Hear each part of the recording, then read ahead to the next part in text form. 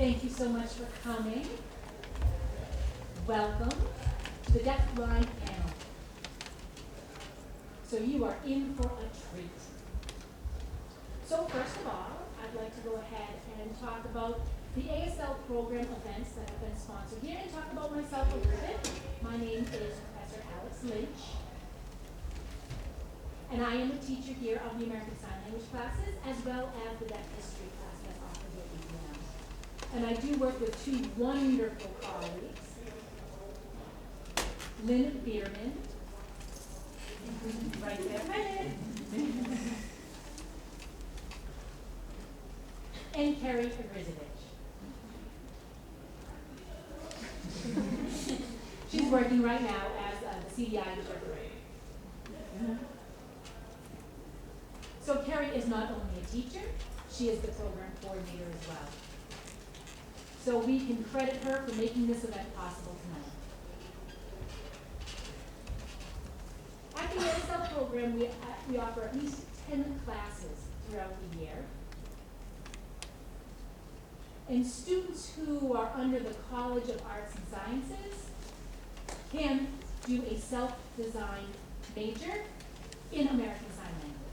Or you can not, this has changed, but somebody's trying to correct me and that's not the case. Yes, you can absolutely major in American Sign Language, or if you so elect, you can minor in it as well. Keep in mind that this is a self-designed major, so you would have to go into the program and design a major for the College of Arts and Sciences. If you are in the College of Education and Social Sciences, you can have a concentration of American Sign Language in conjunction with your major. So let's say you're majoring in education, you can go ahead and add an ASL concentration to that major.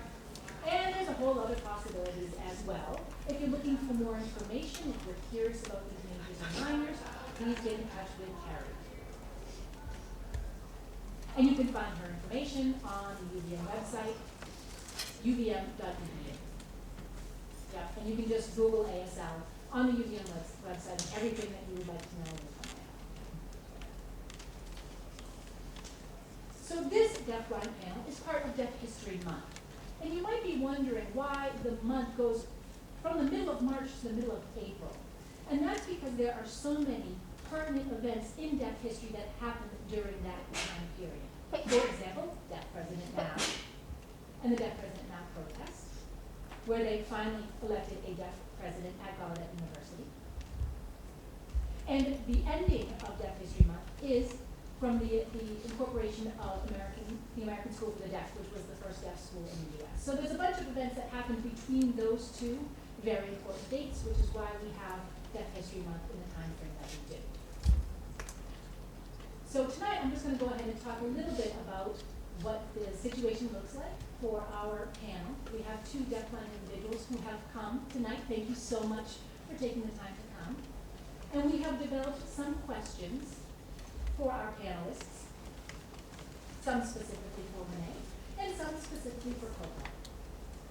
There are some questions that we will be asking both panelists.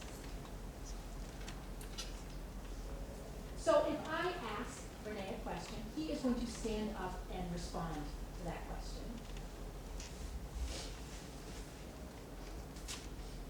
And if Coco would like to add something, she's going to go ahead and raise her hand so that I can see her.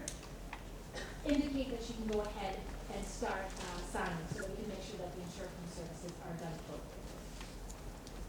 We're going to have a question and answer for about an hour and 20 minutes. And once that is done, it will be your turn to ask questions.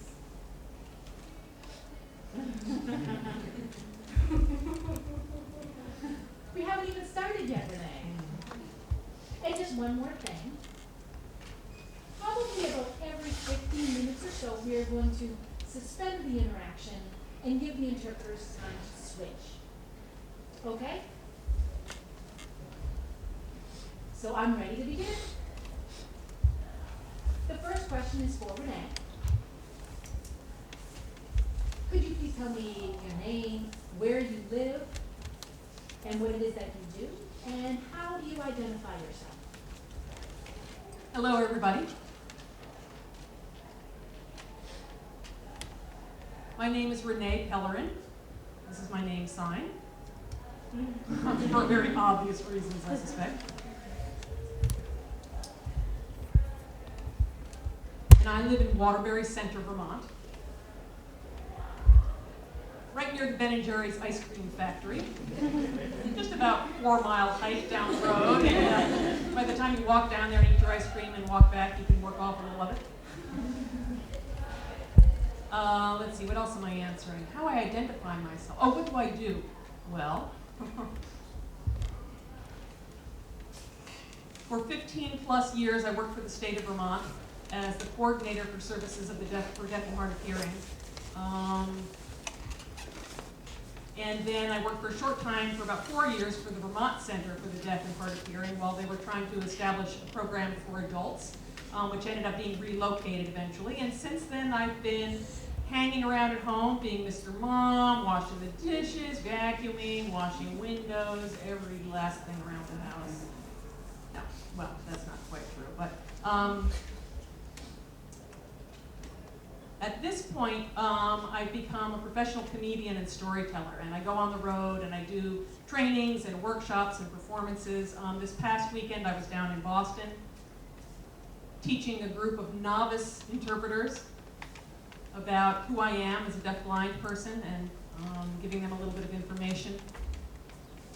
So how do I identify myself? Well, I guess I have two different ways of identifying myself. One is as a person with Usher's syndrome, and I'll talk about that a little later.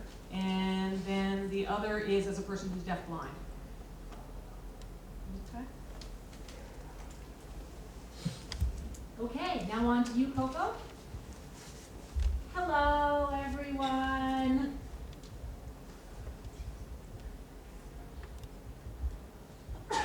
My name is Christine. People call me Coco. And I'm on Skype from Nepal, India, which is right near India.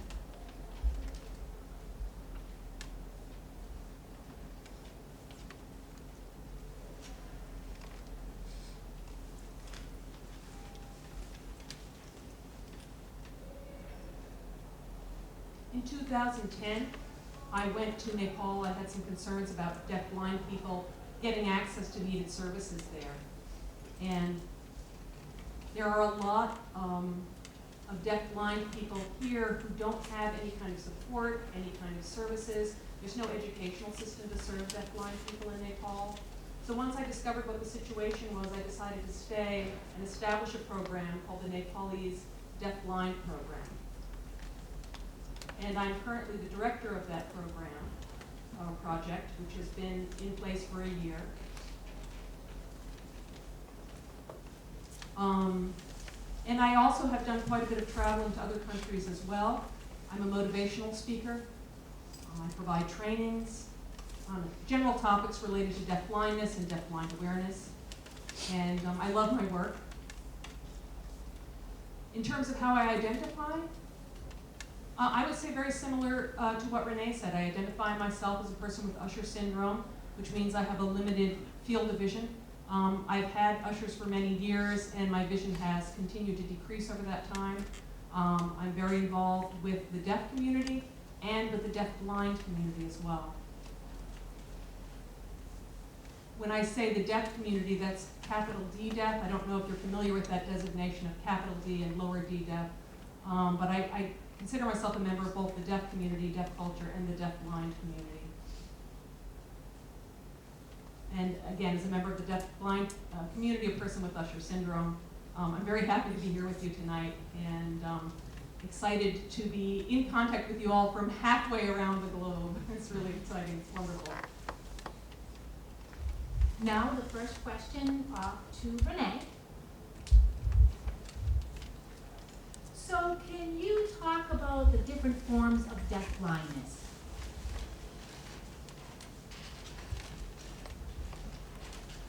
I'm not going to go into too much depth this evening about different varieties of deaf-blindness. but I'll touch on some of the more common causes and the kinds of deafblindness that you'll see in communities around the world and in the US in particular.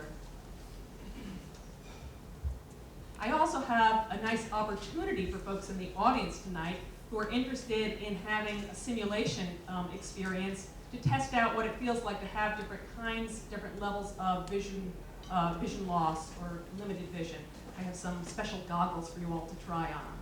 So that will give you a little bit of a taste of the experience of being blind. And then just in brief, I want to touch on some different types of deafblindness.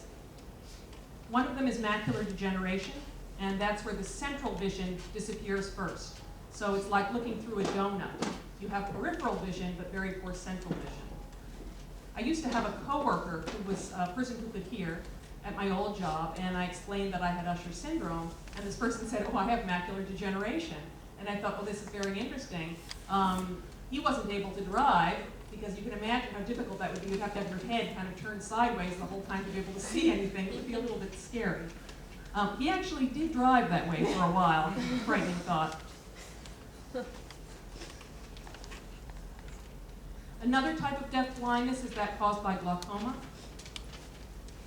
Glaucoma is a problem where there's very high pressure in the eye that causes bleeding, and typically causes a loss of peripheral vision primarily.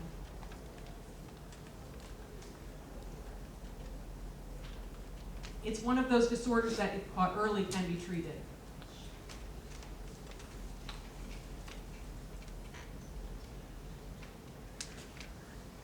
Cataracts are another cause of blindness in deaf people. Cataracts are, of course, very common, particularly with advanced age. So deaf and non-deaf people can have issues with cataracts. About 99% of cataracts can be successfully removed through surgery. Deaf people are very, very resistant to have surgery on their eyes. Even though, again, there's a 99% success rate. That 1% failure rate is pretty terrifying when you don't have hearing. So I actually had cataract surgery myself in both eyes, and in one eye it was not particularly successful. So now I pretty much am functioning with just the one good eye that I have. But again, cataract surgery nowadays is very run-of-the-mill, very successful, considered a pretty easy procedure. I used to have 20/60 vision in one eye, and I used to wear those old Coke bottle glasses, as people used to call them. And then after the surgery, I could wear 20/25 glasses, which were not quite so heavy to wear.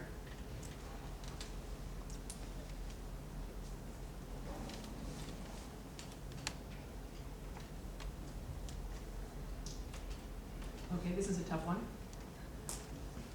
Hemianopia. Hemianopia is the result of a stroke. And you're probably familiar with the way a stroke affects 1/2 of the body. Likewise, it affects 1/2 of the visual field. And this is something that may happen to individuals at some point in their lives.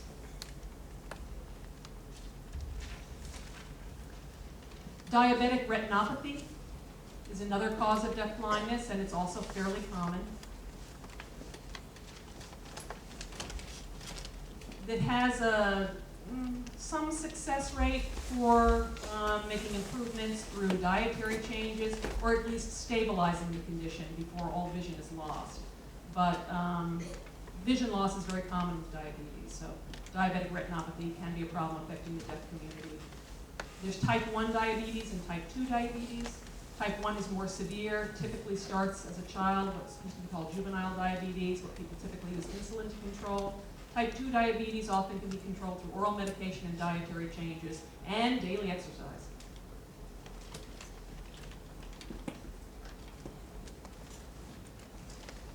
Another cause of deafblindness is what's called charge syndrome.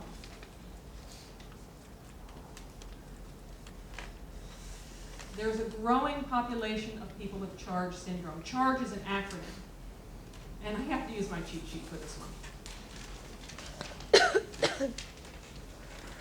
Okay. C stands for coloboma. are medical terms, so don't worry about trying to remember these. But basically it means that, that the nerves serving the eyes are not intact. And so very often there's an extremely limited field of vision. Typically, a person with Charge syndrome will tilt their head way back to see what someone is saying. It can be very challenging to communicate or to interpret to someone with Charge syndrome because they might have some really tiny field of vision in some particular corner of their visual, the normal visual field. So again, you'll see rather extreme head tilts one way or another. And that's one typical manifestation of Charge syndrome.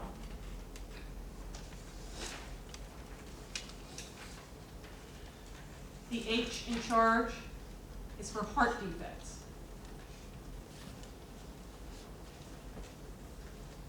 So there's typically problems with the functioning of the heart. A is for atresia. So in atresia, there's no functioning nasal passages. The child is born with without normally functioning open nasal passages, and sometimes they can clear that up so that the person is able to breathe more easily, but that's what atresia refers to. R stands for retardation of growth. So even at full adult height, people with Charge syndrome are typically smaller than normal.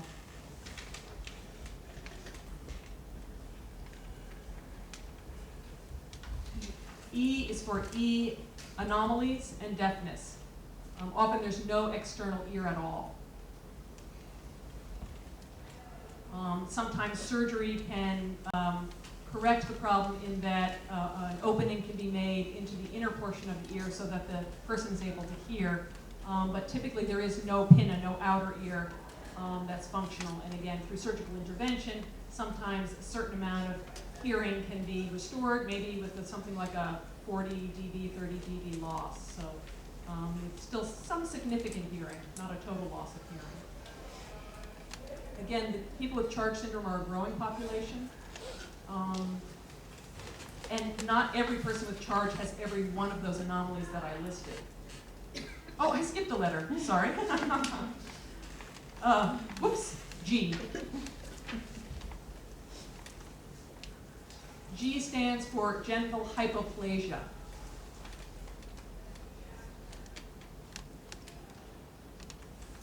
Which basically just means that the sex organs are going to be very small. They don't develop completely.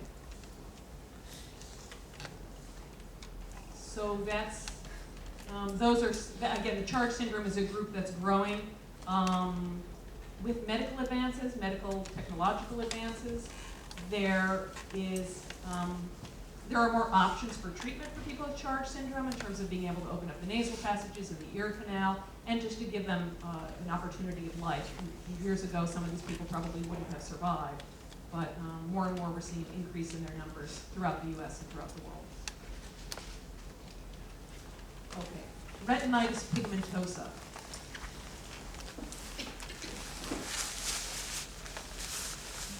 Phew, this is a long one to get through spelling. I'm not a very good speller. Anyway, we call it RP for short. People who have vision problems, who have night blindness, who have tunnel vision, have retinitis pigmentosa, like myself and like Coco, okay? We have retinitis pigmentosa or RP. There are people who are not deaf who have RP as well. It's not just deaf people who experience this. Usher syndrome is a syndrome whereby the person is deaf and has RP as well. And there are many different types of Usher syndrome, many. To me, the type is not what's important. I leave that to the researchers. Let them count their types. For me, it has to do with being deaf and having this particular vision problem called retinitis pigmentosa. And the name Usher syndrome comes from a person who studied a group of deaf people who had retinitis pigmentosa and discovered that there was this syndrome where the two conditions coexisted. If you look at the population of deaf-blind people as a whole, from all causes, half of those people have Usher syndrome. half of those people, in other words, have retinitis pigmentosa, 50%. So it's a large portion of the population of deafblind people. So what is Usher syndrome exactly? Well, for one thing, it's genetic. When I was a child, I had 3 aunts and uncles with Usher syndrome up in Canada.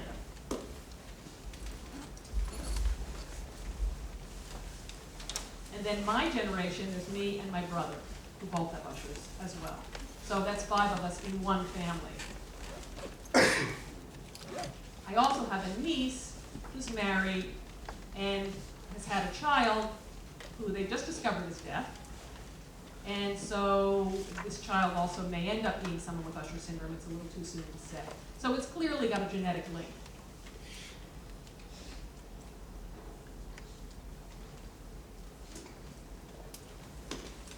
Typically, Usher syndrome develops from intermarriage within families. So in other words, cousins marrying cousins who are carriers for the condition. It was handy in my family's case, because a Pellerin married a Pellerin, so my mom didn't have to change her name. One of the common issues with Usher syndrome is night blindness. You notice that we're using a light in here tonight so that I can see the interpreter. She's very well illuminated. Another very common symptom of Usher syndrome is tunnel vision. So at about age 10, from about the age of 10, I started to lose my peripheral vision. I used to be able to drive, actually, for a number of years when I still had decent peripheral vision. And I can share my driving record with you if you're curious. It's actually pretty good.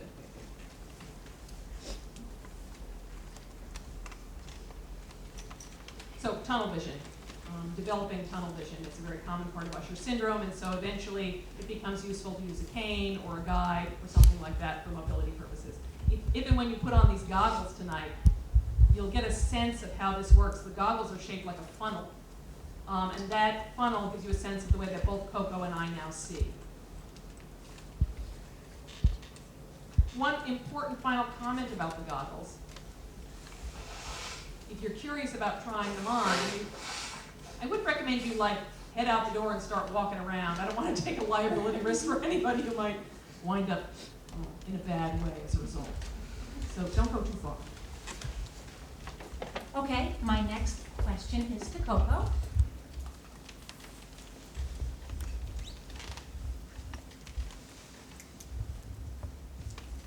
So can you tell me a little bit about the symptoms of deafblindness and how they differ from individual to individual? So you're speaking of symptoms. Okay, sure. So as Renee was saying, he did do a little bit of expansion on the different types of deafblindness. And what blindness looks like for the deaf population. Again, like he said, the most common type of deafblindness, of blindness rather, is macular degeneration, glaucoma, and Usher syndrome. In addition to that, I would like to go ahead and just add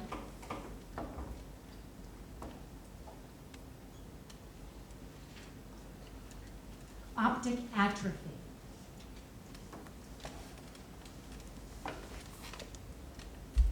And I'll just explain optic atrophy just a little bit. When you have an individual who has this symptom, they are not able to see close at all. It's very blurry for them. They don't have night vision.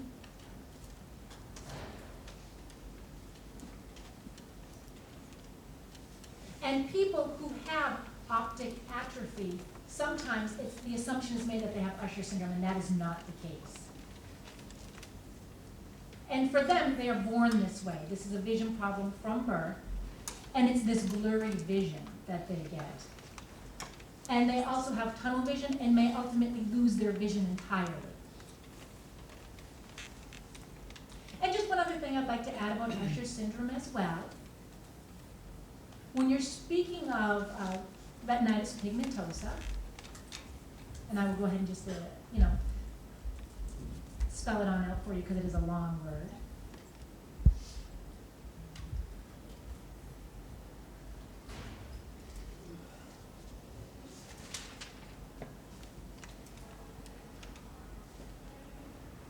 And again, we typically just call it RP.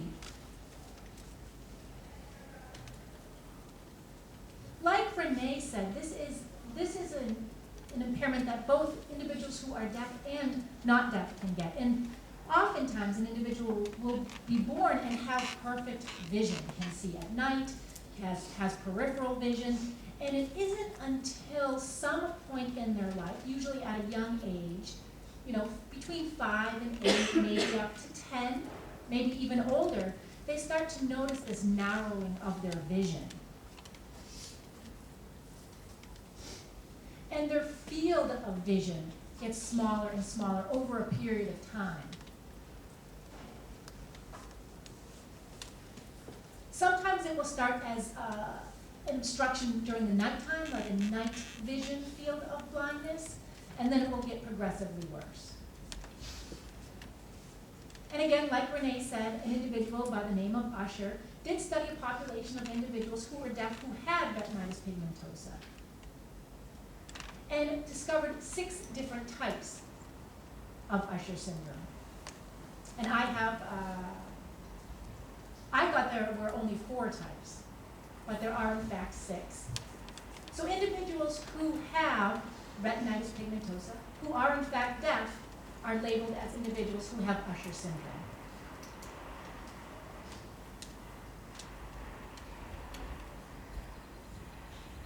So I have one of the types of Usher syndrome. So I was born deaf, and over a period of time, and born with limited vision.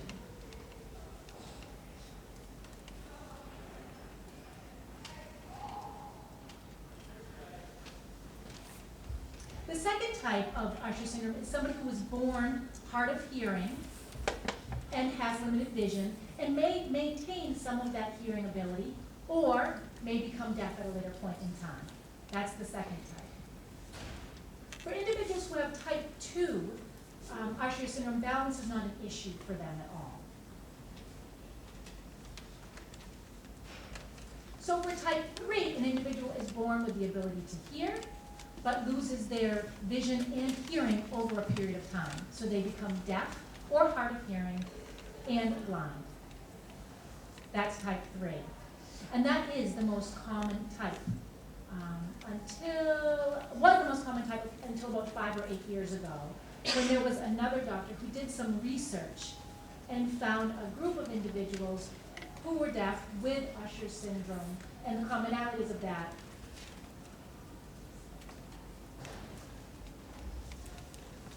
Went ahead and did some research and found that there's individuals who have Down syndrome who are deaf, who also have RP, and that is the 4th type, and that is now the most prevalent type. So I was born with type 1, like I said.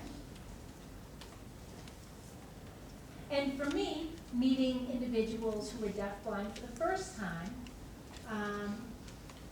in 2005, I thought, maybe I'm the only one. I just really did not identify as a deafblind person.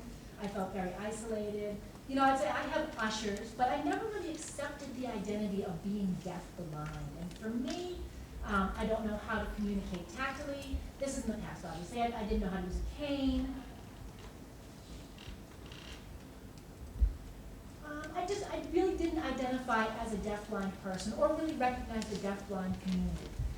And it wasn't, again, like I said, until 2005, I started to run into a whole bunch of people who were deaf and blind, and I would ask them, do you have Ushers? And they would say, no, I have macular degeneration, I have retinopathy, I have glaucoma. And these were all individuals who, in fact, were deaf, who had some form of blindness. And for me, that was the beginning of acceptance.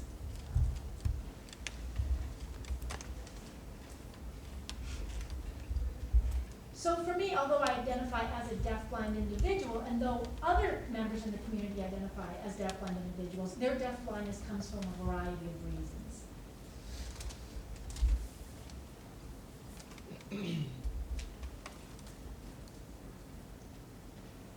And I know Renee mentioned Charges syndrome, OA, macular degeneration, and Usher syndrome as being the predominant reasons why individuals who are deaf are also blind.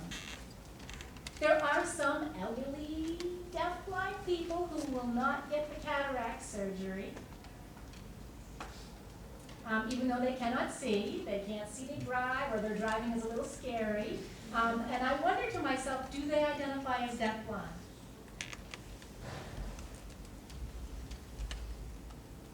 So I work in developing countries.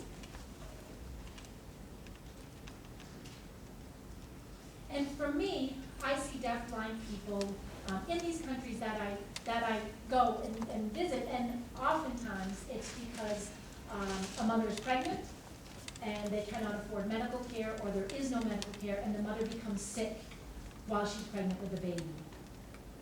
And because of that illness, the baby is born deaf and blind.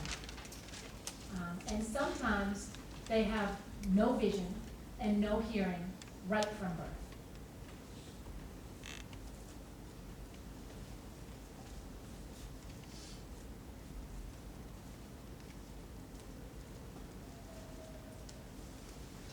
Sometimes an individual will be born from a mother deaf, and because of the contaminated water of that developing country, they lose their vision. Oftentimes, these developing countries do not have appropriate medical care, and although the individual may have saved some of their vision or hearing from medical treatment, there is none available.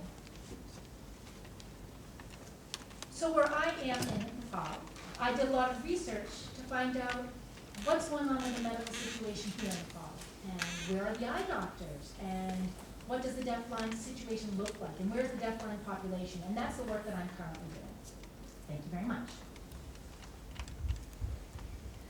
Next question for Renee or Coco.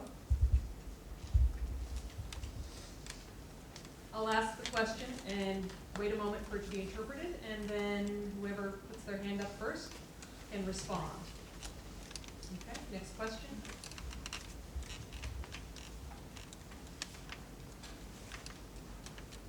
What are some of the communication methods that deafblind people utilize?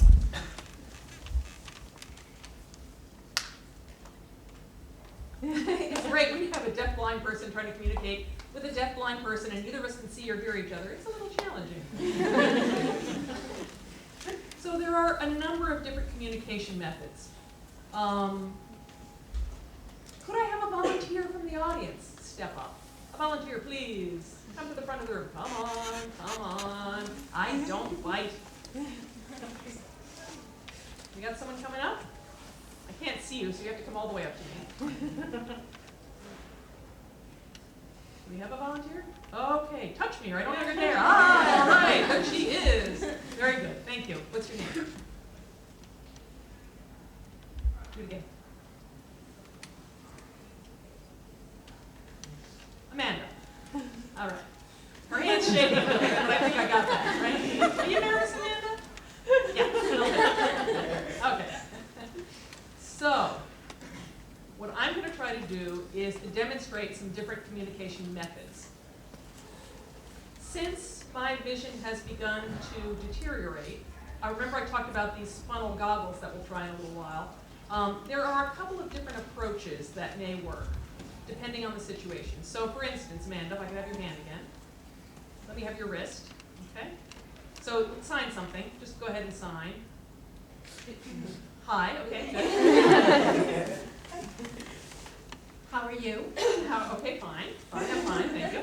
So you notice that Amanda's signing while I'm holding her wrist. That's called tracking. Because when I have my hand on her wrist, I know where my own hand is. And so I can keep my very limited field of vision on my hand and therefore on her hand to see what she's saying. That's tracking, visual tracking, okay? So so I'm actually looking at her hand. If I'm in a very dark environment, I need to use what's called tactile signing, hand over hand. Okay, so that looks a little different. So ask me, how's your day? Oh, you're left-handed. I see. I thought you were right-handed. Sorry about that. Try again. My mistake. Sorry. Okay, ask me now. Good. How are you? Good. Okay.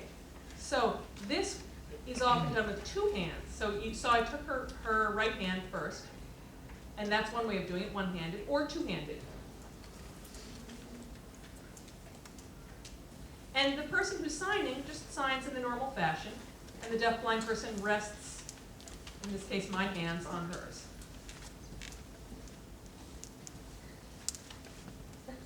You don't have to go super slow. It's better actually if you sign at a normal pace. It goes a little more smoothly. So it's just a general tip. Some people are not signers. And so they have other methods of communication. One of them is called block printing, or print on palm, and that looks like this. You actually spell things out, letter by letter. What did I say? Hi. Ooh, good, she got it. She's blind, look at that. She's blind. Congratulations. Okay. So print on palm. Another method of communication is to designate certain places on the fingers and the palm as the letters of the alphabet, and you touch those places, so A, B, C, D, down the index finger, and then up to the top of the middle finger, and so on. And the tips of the fingers are the vowels, okay? Tips of the fingers are the vowels, and then the consonants are further down, and you touch the hand in quick succession in all of these locations, and that's how you do it. Ready? Here we go. Okay. Ready? Blah, blah, blah, blah, blah. What did I say? Yeah, I thought so. Thank you so much, Amanda. Nice job. A round of applause for Amanda. So there are a number of different communication methods. Some people need to be a little further apart because, again, think about that tunnel vision, that narrow field of vision. If someone's too close, you can't see them clearly. There are some people who are very good at, I can't even think of the name of it, maybe Coco will know, but lip reading with a thumb on the mouth and the fingers on the throat, and can actually understand, believe it or not, what someone's saying. Hey Amanda, where are you? Want to try that one? Okay. So there are any number of different methods that may be employed. Some people have developed a communication system within their own home or family or close community group. And there are people in Vermont who use a system that's just sort of non-standard. It's something that they developed on their own, and it's nobody's business to say, well, that's not a real system. I mean, whatever works for an individual works, right? All right, back to you, Alice. So, Coco, did you have anything you'd like to add?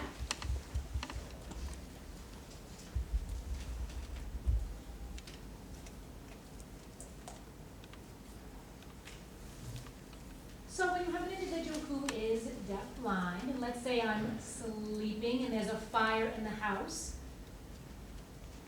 you know, a friend may come up to me and they may either tap me on the shoulder and make an X like that on my shoulder, or on my back, an X, to indicate that there's some kind of an emergency, that there's some kind of fire. And for me, at that point, it's an indicator that there is an emergency and I need to leave the house. If I'm sleeping and they tap me on the shoulder, I'm going to ask them what's going on and what they want, and we might try to have a conversation where that wouldn't be very safe if my house is on fire. So I know when there's an X on my shoulder or on my back, that somebody is going to grab me and lead me out of the house and that I'm in danger. There are some times when I'm sitting in a place and, you know, for me, it would be very, very scary to have somebody just come up to me and grab me and drag me around without any explanation. And for me, that could cause me some pain. I could actually get injured. So communication, like an X on the shoulder for deafblind people, is an indicator that there's some kind of an emergency. I'm going to lead you to safety, and then we can have a subsequent discussion about what's going on. And I'm just trying to think of something else.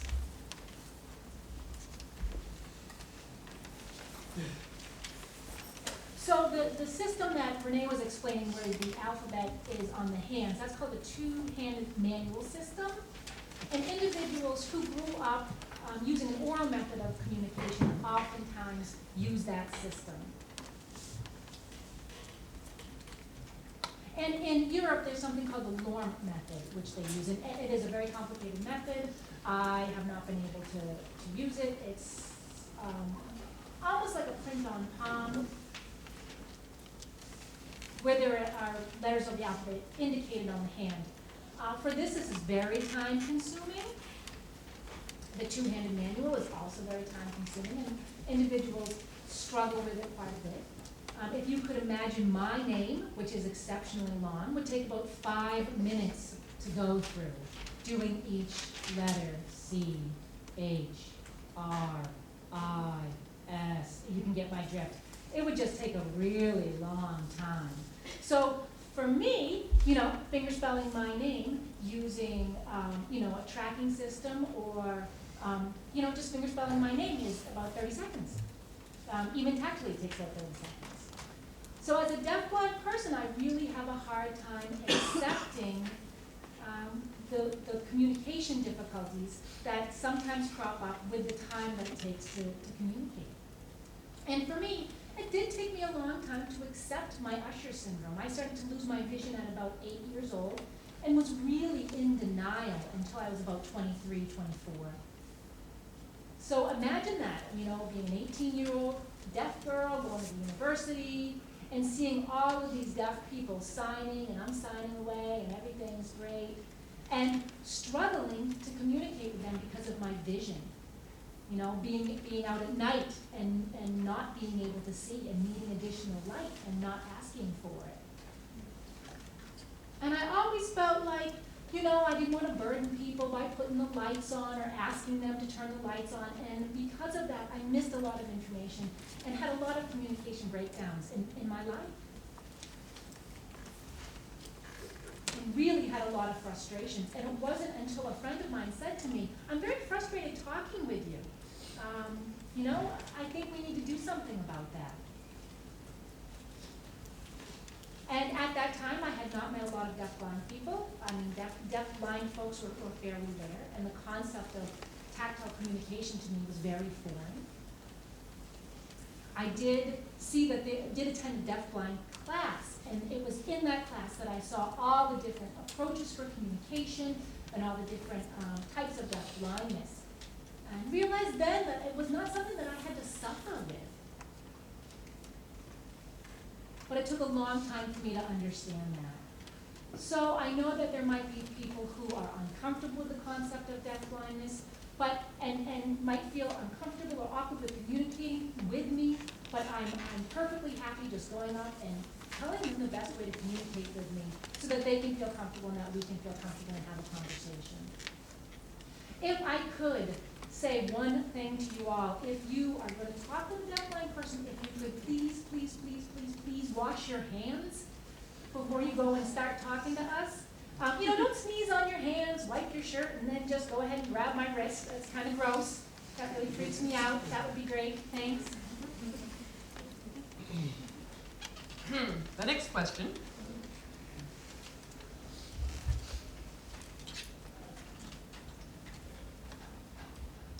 What challenges do you face as a deafblind person, and how do you address them? I would say for me, in general, there are two predominant challenges that I face. The first challenge was when I went to the deaf school, and I did not have enough exposure to deafblind culture. Or to other deafblind individuals. The concept of who I was as, a deafblind person was just non-existent. It's akin to a deaf individual going to a mainstream environment and being the only deaf person in that entire school. I felt very much the same, being the only deafblind person in a larger deaf population. And then again, when I went to the university, where are the folks with Usher syndrome? There's just not enough exposure, there's not enough leadership, there's not enough education. There's not enough resources ready for individuals who have Usher syndrome. And for that, I felt I suffered.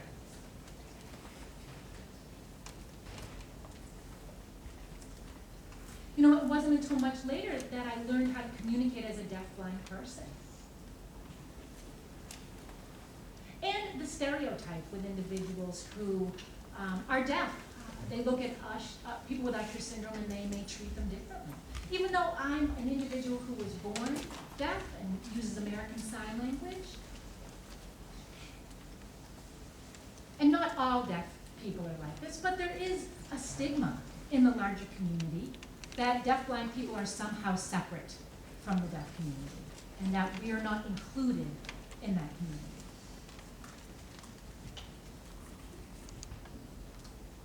For me, it wasn't until I found my deafblind community that I was able to learn about the resources, learn about how to communicate, and now, ultimately, that is the reason why I'm trying to educate not only the deaf community, but the larger hearing community as well, so that they're able to support individuals who are deafblind. Deaf people still have some resistance. And I have friends who are deaf, and they know me as Coco, and that's a different thing. But it's largely because deafblind people really cherish their eyes. Deaf people really cherish their eyes. It's part of who they are. It's part of their culture. And when they meet a deafblind person, for them, they just cannot imagine losing that part of them that they cherish so much. The idea of using tactile communication to them on some level seems very limiting and feels very limiting. And so there's this separation between the deaf community and the deafblind community. Larger group conversations for me can be very, very challenging. And for individuals who are deaf, it's that eye contact that is so integral in communicating in larger groups. It indicates it's my turn. It indicates that I'm attending to you. In addition to that, clothing is a problem. If somebody is wearing an article of clothing that is challenging for me to see, I may struggle with that. People in larger deaf communities may not want to use tactile communication. And they may sign in a way that I do not have access to. So that's one challenge that I face. And the other challenge that I face, I've traveled all over the world. I have been to so many different countries, 32 countries so far. And I see so many folks who are not educated. In Nepal, for example, blind people do not use canes. They rely on another person to guide them. And through these, fairly arduous streets, I use a cane, independent. Sometimes it's tough in the city where there are no sidewalks. And there's cobblestones on the road, which makes it very, very difficult for me to use my cane. And traffic, of course.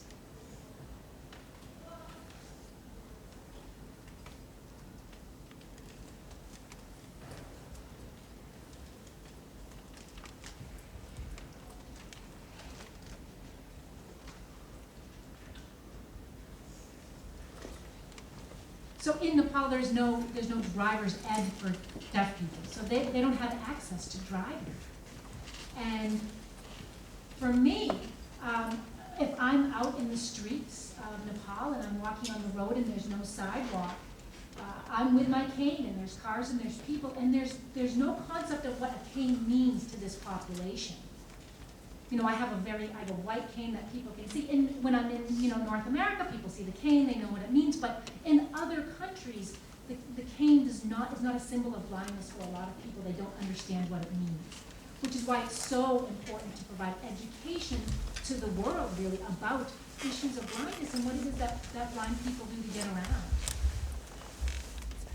And there's also issues about self-esteem, having faith and having trust in yourself that you can do these things. When I run into people in other countries who have blindness, they say, I can't do it, I can't be independent, and I think, excuse me.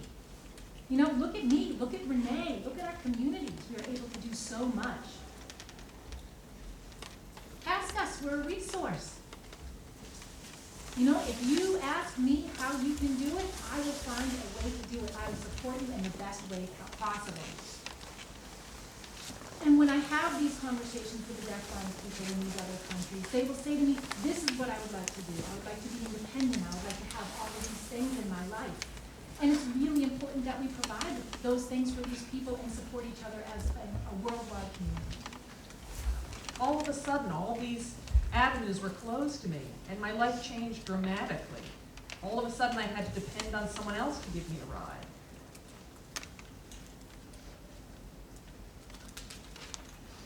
You know, and sometimes I would worry that people would think, oh, it's such a drag, somebody has to give Renee a ride, you know, and I began to feel that I didn't have the autonomy that I once had. I live in a rural area, there's no sidewalk, you know, and again, as Coco described, a lot of deaf people don't really understand it. There hasn't been much education.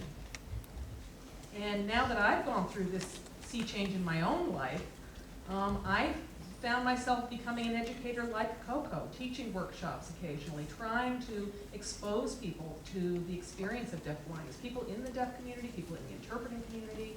I also do theater performances, as I mentioned, and I have a lot of pretty funny stories about the things that happen to you when you're deaf and you become blind, and you know, in your travels, you know, through airports and all kinds of actually kind of funny experiences that help people get a better sense of what the day-to-day frustrations and joys are that come with being a deafblind, and that make deafblindness a little more friendly, you know, put a face on deafblindness so that people aren't so afraid and so intimidated. You know, just to remember that deafblind people are people like anyone else. Okay. Next question for either Renee or Coco.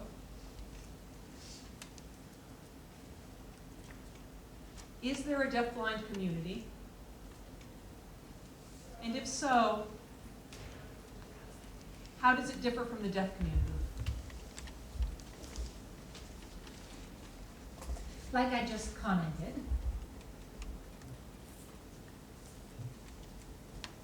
I did not find the deafblind community until I was about 25 years old.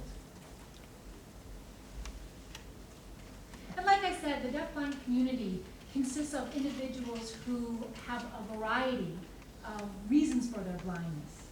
And again, oftentimes don't know about a community until they're a little bit older, and then they get exposed to services and they receive help from individuals. Speaking of a community, although, like I said, they may receive services, they don't really acknowledge a community initially. I didn't.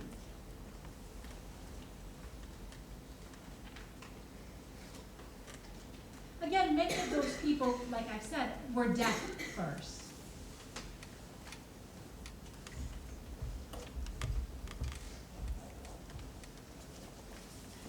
And these people will, you know, they're deaf, they're born deaf, they have a deaf culture, they have a deaf community, they use American Sign Language. And that is about, I would say, 10% of the deafblind community.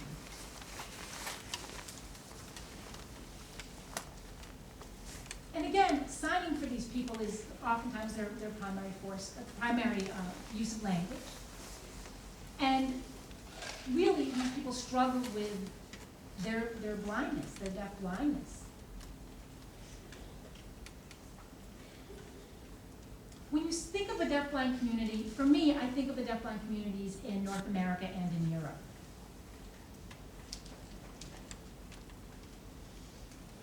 There is a fantastic deafblind community in Seattle, Washington.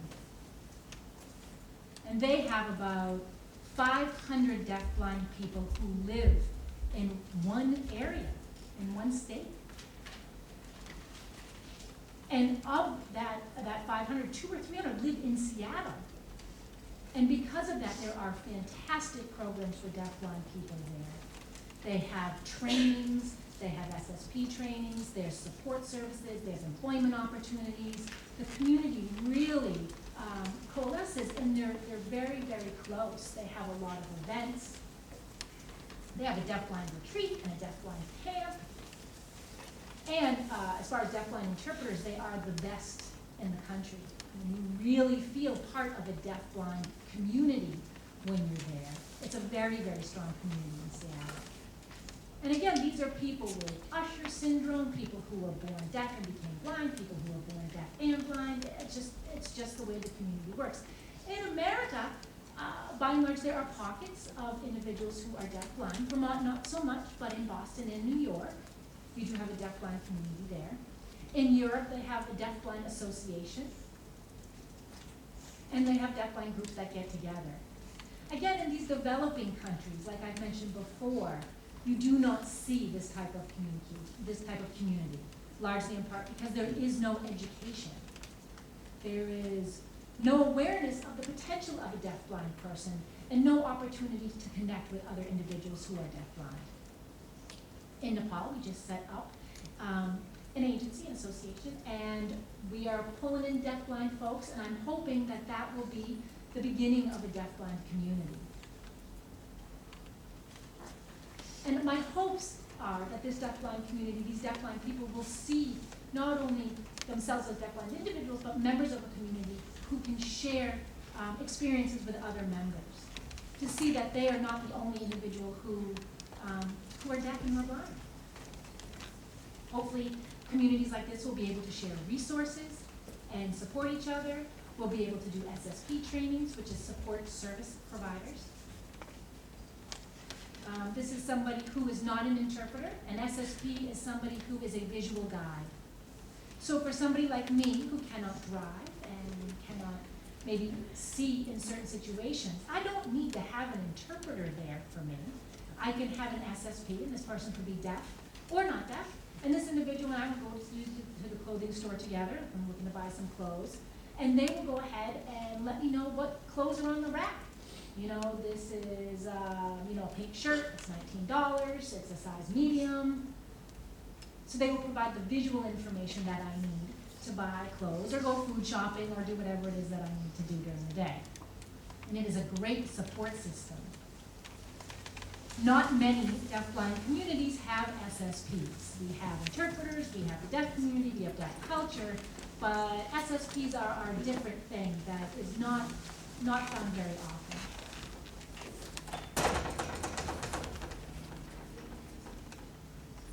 So for me, I feel like I kind of have the best of two worlds. I am a deaf person who is a part of the deaf community, and I'm a deaf-blind person who's part of the deaf-blind community.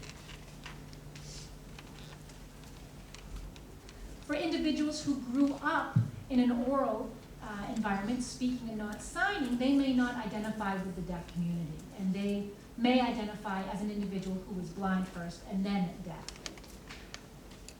They may not identify as that, capital D deaf, if you will.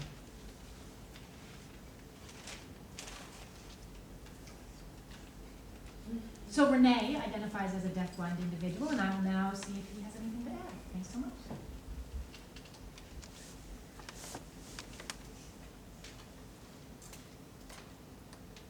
So now I've asked a bunch of questions, and we are going to give up the floor to you. So we're going to take a little break while you take a moment to think about the questions that you would like to ask Renee and Coco.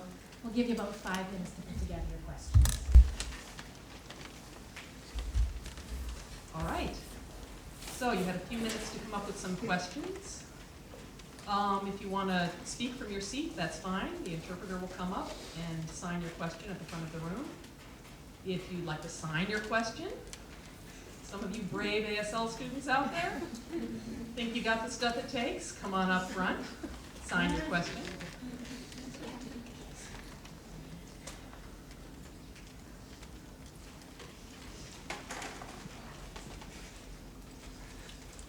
Okay, we have a question right here.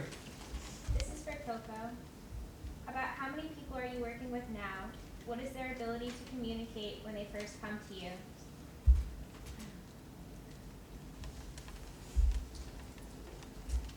Okay, great. That is a great question.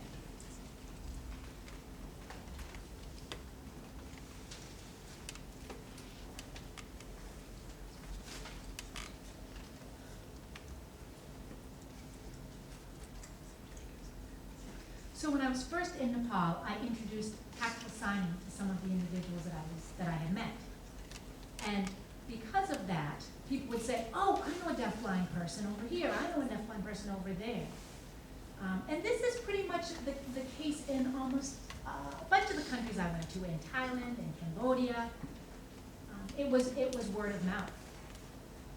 It was not the case, rather, but not until I got to Nepal. Really, word of mouth is how I found these people. In places like I said, Thailand and Cambodia, that was not the case. I had to seek them out in different ways.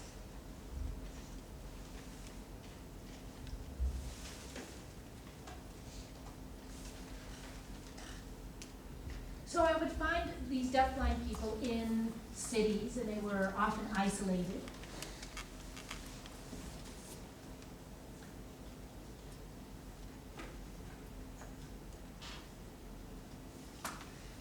In so much that these people were so isolated, they didn't even know how to use the restroom.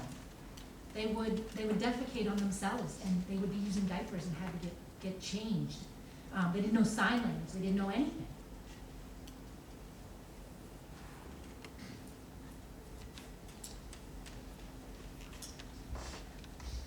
These people were losing their vision dramatically.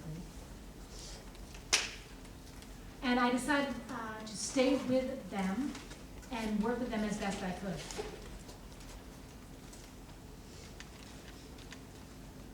I did go to the Deaf Association, and they said a few years ago there was an organization that was called CBR.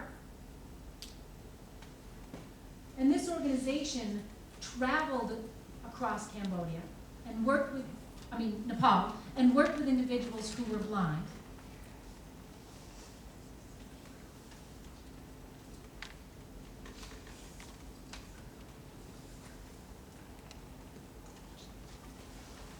So this individual would this agency, the CBR agency, worked with blind individuals and would guide them all over Nepal. And they did put together a report, and I asked to go ahead and take a look at the report. I was shocked by the numbers. These individuals had no jobs.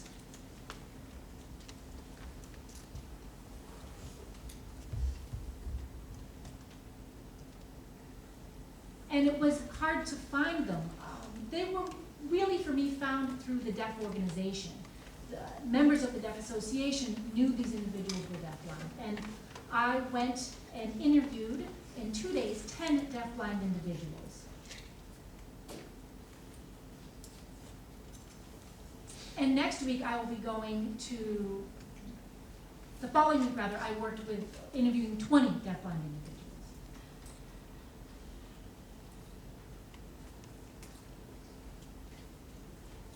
I also utilize the media to advertise and offer my program and services. I offered to educate people. And when there was nobody who knew sign language, I would see if they could read and write. I would try to figure out what skills they had.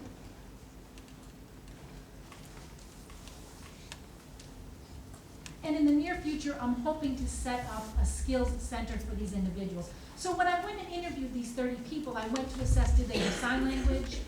Were they able to read and write? Were they employed? What level of functioning did they have? In hopes of setting up this skills center so that I can teach these individuals Braille. I can teach them how to use a cane. I'll be able to teach them to sew, teach them to cook, teach them sign language and tactile communication if I can. Hoping that they can come to my center and stay for a month or 2 months in a dorm-like situation to be able to acquire these skills. So I did advertise to the larger community about the trainings that I could offer, and not just offering these trainings to the deafblind individuals themselves, but to also members of the family who may want to communicate with their deafblind family members. So it's been a lot of work, but it's fantastic.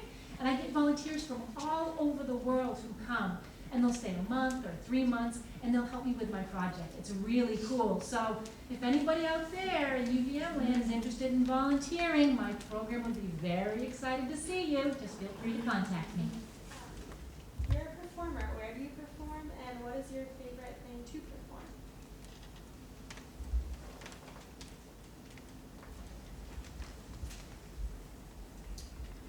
I'm in my second year now as a performer. And most of the stories that I use in my performances are related to these experiences that I alluded to earlier about sort of the wake-up call of being deafblind. So like going to an airport as a deafblind person and waiting to be called and not knowing when it's my time to get on the plane. And then, you know, they're doing these, you know, Mr. Renee Pellerin, please come to the service counter kind of announcements. And of course I'm just sitting there next to it all. I don't know they're calling me, so, you know, that sort of story. And, you know, through my storytelling, I educate people, basically, make them laugh, help them to learn a little bit.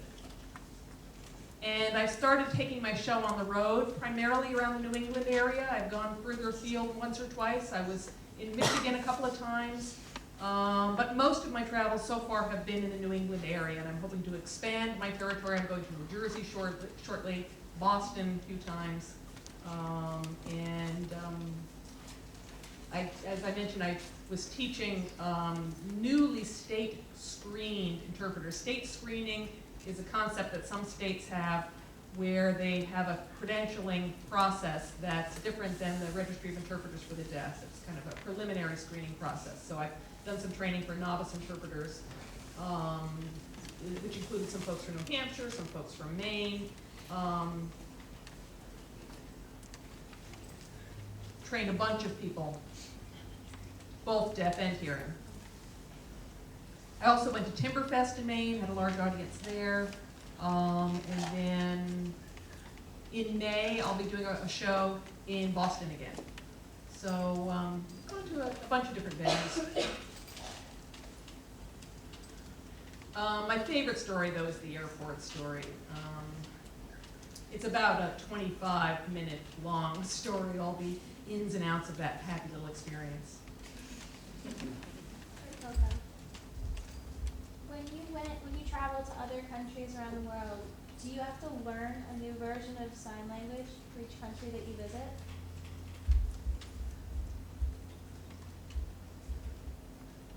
And how hard is the transition?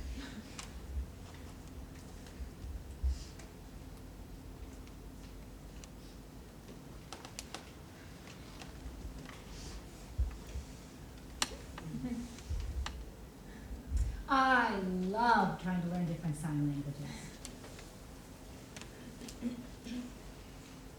So if I'm staying longer than 2 weeks, I can acquire some of the language, absolutely. I went to New Zealand, and I stayed there for a month.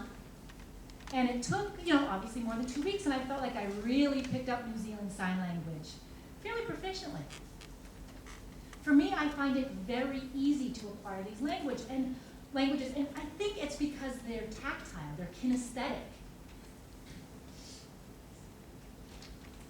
You know, seeing somebody sign a language, I don't think for me is the best way to learn it. That tactile communication is really how I get into the meat of the language. And I ask a lot of questions. I would say that I'm not, I don't go in saying that I'm, ASL is the language that we should be using, and I sign American Sign Language, and ASL is the best. I don't do that. I go in and I try to learn their language, and if I can, I try. I use International Sign if I can. I use Gestuno if I can, which is an international way of communicating, using sophisticated gestures in order to get meanings across. So, an idea might be something that's coming off the top of the head, or to gesture, walking, or to gesture getting in a car. Those are very common gestures that are used in that language. And oftentimes, I'm able to capture the crux of the language within a couple of weeks.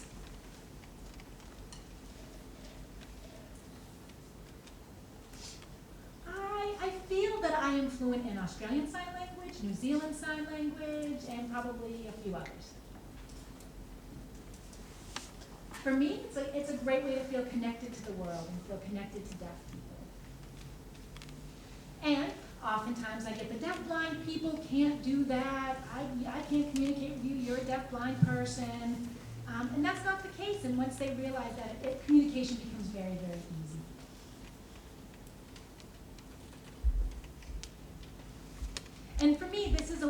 I can be part of the world and not be isolated. It's something that I do, something that I love. Great.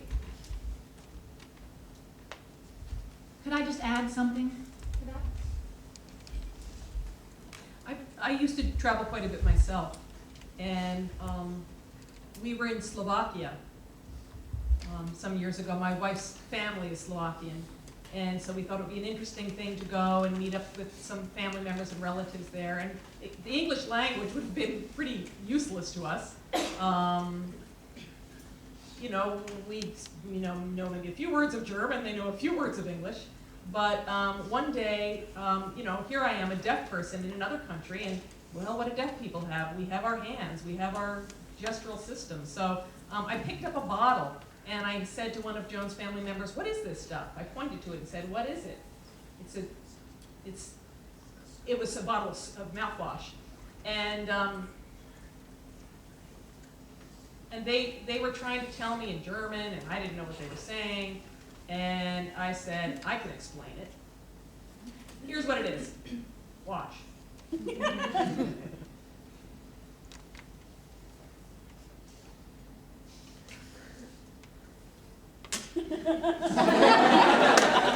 Et voila. Other questions? Yeah, right over here in the front. Just 1 second, let Corey get up. Go ahead.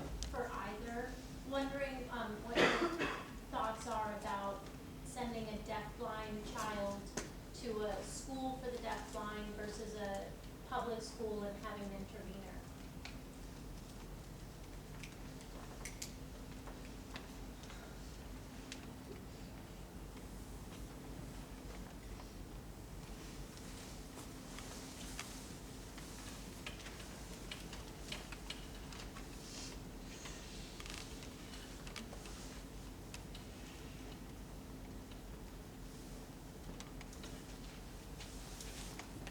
So for a deafblind individual in a mainstream school, it's going to be very, very isolating, even if they have an interpreter. If they're in a residential school, accommodations can be made for this person. They'll be able to, if they were in a deaf program, in a deaf school, they'll be able to meet other deaf kids. In a mainstream school, it's going to be very challenging for them, even more so for an individual who's just deaf, because they will not have access to lip reading. And they'll be, stuck with this one interpreter. A deaf-blind individual in a deaf school can be put in a special classroom with one-on-one teachers. However, during break time, they'll be able to go out of their own volition and hang out with other deaf kids. And I think that would be great. Because not only will the deafblind individual, the deafblind kid, have access to other deaf people, but the deaf people will have access to the deafblind kid, and it's great exposure.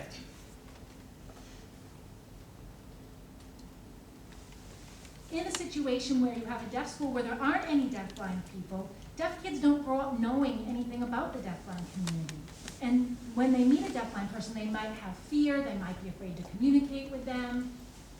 So if they're meeting deafblind people at a young age, that fear will go away. And they're able to communicate. Everybody at a deaf school can communicate using American Sign Language.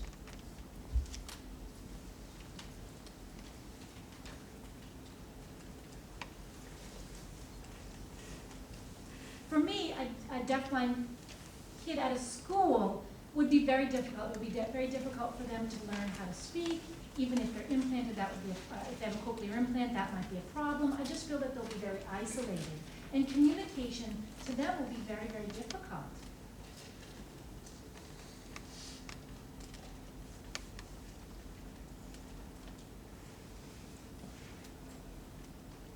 So, and again, if you have a school for the deaf where you have deafblind students, if there is more than one deafblind student, they'll be able to develop their own group, their own communication. They'll see that there are other deafblind people, and they'll see that they have potential. One deaf-blind individual in a hearing mainstream setting, I feel would be very isolating. And there's no potential for growth. It's very, very limiting in my opinion. I would agree with what Coco was saying, absolutely. Unfortunately, here in Vermont, well, there is a deaf-blind project here at UVM, I should say. And some of the consultants who work with children in the public school who are deaf-blind are working with children in mainstream settings. Part of the problem is that families and parents are stymied by the desire to provide what's necessary for their children, and the people that they're going to are often people who are not deaf themselves. And you know, when they're looking for communication systems, they come up with these communication devices or boxes where you press a button and it speaks for you. I don't understand how they're supposed to communicate with other deaf or deafblind people if they're using a talking device. And they have the use of their hands. Why is that not being implemented? I think people need to think a little more broadly and think that we have this resource at hand of signing.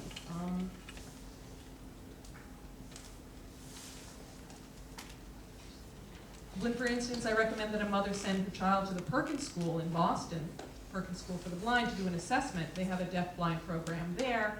And a student who graduates from that program has a full natural language, is able to use American Sign Language to communicate with a community of people. That's not true of people who learn how to sign with or learn to communicate with a device. And you really want to think about this deaf-blind child is not going to be a child forever. What is this person's life going to be like as an adult? They need to have an actual natural communication system that a person can use throughout the lifespan. And it's very unfortunate. I try to get in there and advocate for signing. Use the natural resources you have, but sometimes the parents and others in the community are just determined that you know, this child is going to be something else than what she or he is, something that they have in their own minds. And I just feel like sign language is central to the identity and the capabilities in the future of deafblind children. There's just one thing that I would like to add, and I forgot to add it, and it's something that's so very important.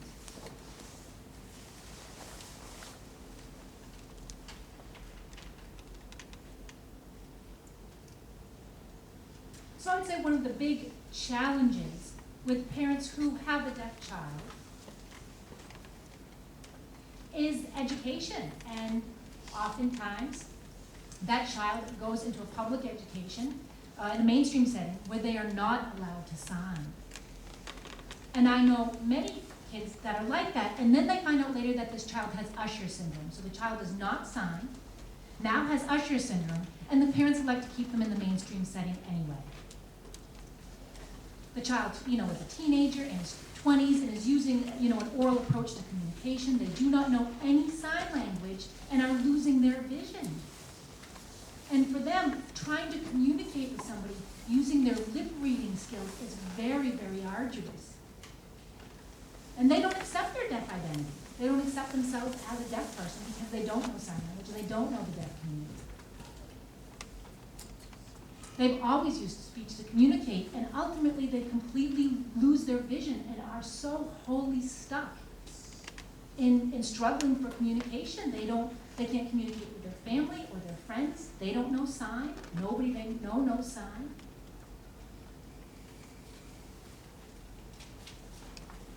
So when you have somebody who has Usher syndrome and they're an oral deaf individual, oftentimes it's people who grew up that way and they did not get access to sign language.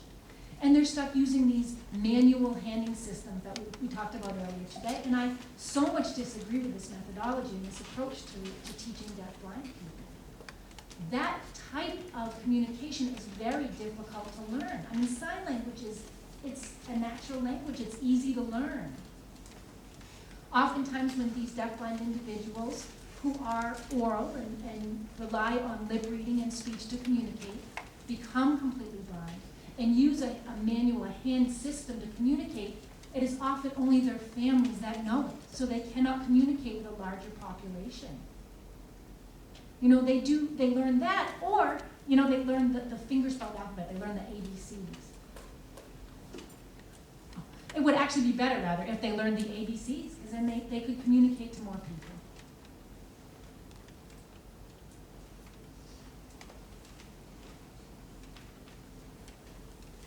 And deaf people, by and large, do not know that manual-handed system. They know sign language.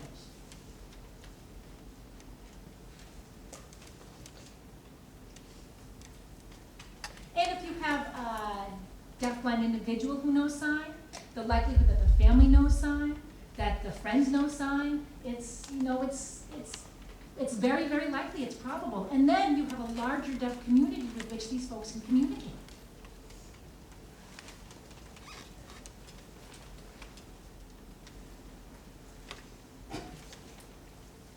And for these folks, even people who don't know sign language, who are not deaf, become excited and they'll start to learn to communicate maybe using the manual alphabet or using, basic sign language. Those people will be willing to learn the, American Sign Language. They'll be willing to learn the fingerspelling alphabet, but they're not going to learn this esoteric, manually handed system to communicate. So when that's all you have in the world, your world becomes very, very small. If you think about the world for a deaf-blind person who uses sign language to communicate, it is a very large one. Renee touched on this briefly, but I just wanted to open up the topic a little more about technology used to, aid communication for deaf-blind people. Is there a normal system used? Is there a universal system? What's the norm? I just wanted to open up the discussion. Technology, this is a good question, because technology, of course, in recent years has really taken off. There is one system called the DBC, Deaf-Blind Communicator.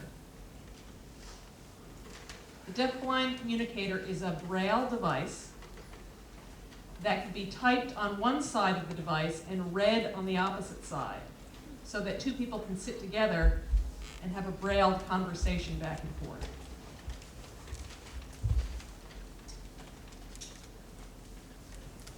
A lot of deaf-blind people use iPhones. And you can hook your iPhone into a Brailler and text message in Braille. And it both sends and receives messages that can be sent in Braille and read in Braille. And it's tiny. I mean, it's the size of a cell phone. It's like this big. And people actually Braille on it. It's just amazing what they've done with technology. Of course, the cost is equally astronomical. They cost from $3,000 up to $12,000, depending on the type of device you have. So not cheap. 3,000, 5,000. I was looking through a catalog. It's pretty mind-blowing.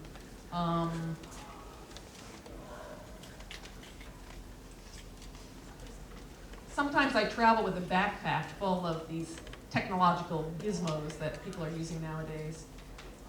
But large print is another technology, if you will, that people use. Where's my device?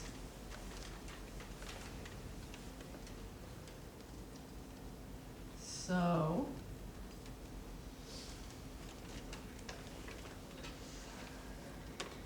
for instance,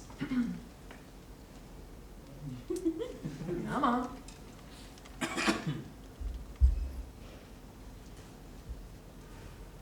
Okay.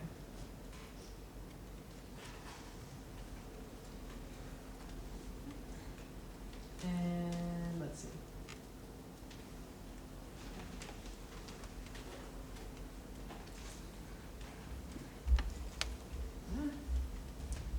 There we go.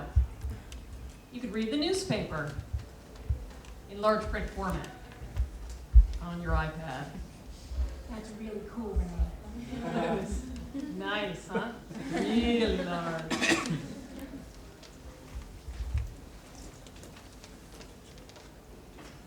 And of course, iPhones have the same technology as the iPad. So you can blow up the size of your email, text, anything of that kind. And you can message with messaging in a format that's equivalent to instant messaging. So there are all different methods of communication that you can use. You can communicate with other deaf people, you can communicate with people who aren't deaf through technology, you can talk deaf to deaf-blind, you can do tactile communication, there are all kinds of options. Then we have this little gizmo. This is another method of communicating. It's what's called a 2020 pen, right? And you just write messages with your black Sharpie. And you might need paper that's a little thicker than normal, because if not, I've had the experience of writing on a thin sheet of paper and realizing I wrote all over the sheet of paper underneath, but that can be effective. If you write in just regular blue ballpoint, I'm not going to be able to read it, I can almost guarantee. The Sharpie is critical. That's another issue at the airport. I get to the airport and I'm like piling all my stuff on the counter, and I'm like, wait, oh, no, my Sharpie's in there! And it's going down the conveyor belt. You know, they write something to me in a little ballpoint, a little measly ballpoint. I have no idea what it says. Miserable. Okay. Koku, did you want to add anything about that? We're just about out of time, but if you have a quick response. I have so much of the same technology as Renee, especially that pen. That pen is fantastic.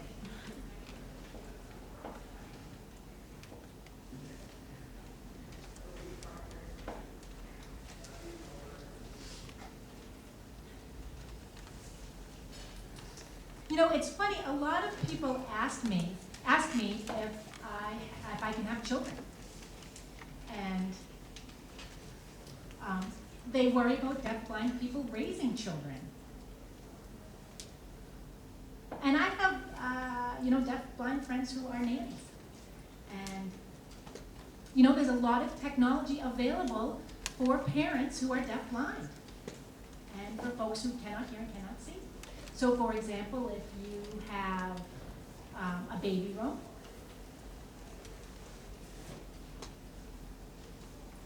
and let's say, I might be a little panic-stricken, where's my baby? So first and foremost, you lock the room so the baby does not escape and go somewhere else. But you have a remote that you can use. And there's a soft shake with the remote.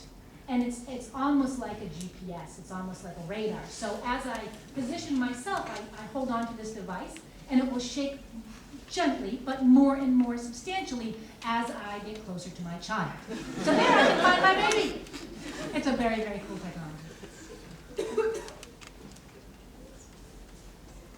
The same thing as if you have a baby in your crib and the baby is crying, you also have a little device that will shake as the baby cries. And you can tell by the frequency of the shake whether the baby is crying or whether there's a doorbell ringing. For me, when the doorbell rings, this device shakes, and it shakes pretty regularly. So I know it's not a baby crying. So you have these devices, this technology that you can use for the doorbell, for the phone, for the baby crying, for anything. And really, you can be very, very independent as deaf-blind parents as well. Technology is very, very important.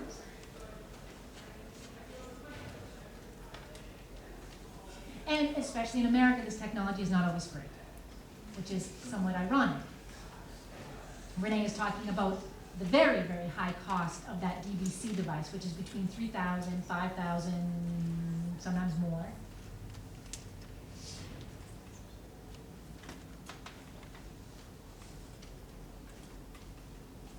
And companies will say that consumer demand is very low. Well, yeah, consumer demand is very low because we cannot afford a $3,000 device. And oftentimes, your state government does not cover something like that. So it's really difficult to afford this very cool technology. If customer demand was high, obviously the cost would go down, which is somewhat strange. So there are a few states that will cover equipment costs for individuals who are deaf-blind, which is great. And there are some countries like Canada and some countries in Europe where you can get some technology for free, or you just pay a nominal fee. Thank God technology has helped us to be all to become so much more independent. I cannot wait to see what happens in the future, and I would love to get an iPad. Oh my gosh, maybe Renee, maybe I can steal yours. Okay. Can I just make a very short comment? Our time has run out. Farewell all. That's Alex. Setting us off. Well, I would just like to thank you, Renee, and you, Coco, for your experiences and sharing your stories. I hope that all of you in the audience have enjoyed yourself and become a little bit more familiar with DeafBlind people in their community. And do not leave. I have a couple other announcements and some messages. Messages from our sponsors. Patrick, Harris, come on. Thank you so much. Thank you, Renee. Thank you, Coco. Thank you for sharing your experiences. It's been great. I'd like to let you all know that we do have a table in the back, which talks about the Vermont Relay Service here. So if you get a call from a relay customer, don't hang up. Ask who they are. That's a deaf person trying to communicate with you. So if you're curious about what relay is and what we have to offer, we have free water bottles in the back. Help yourself. We have some bags. Use it for food shopping, whatever. Help yourselves. Thank you so much. Thank you, Patrick. Thank you for sponsoring our event tonight. And now a couple of announcements. Deaf History Month is not over. We have 2 more upcoming events that you should definitely try to attend. Wednesday night is ASL Skit Night. You've got to go. You get to see some of my students on stage. It's going to be really something. So that's Wednesday night. And then there's one more event that's the week after next on Saturday night, Sign Mark. If you haven't bought your tickets to the Sign Mark show, please do so as soon as possible. Okay? Thank you again so much for coming. Have a lovely night.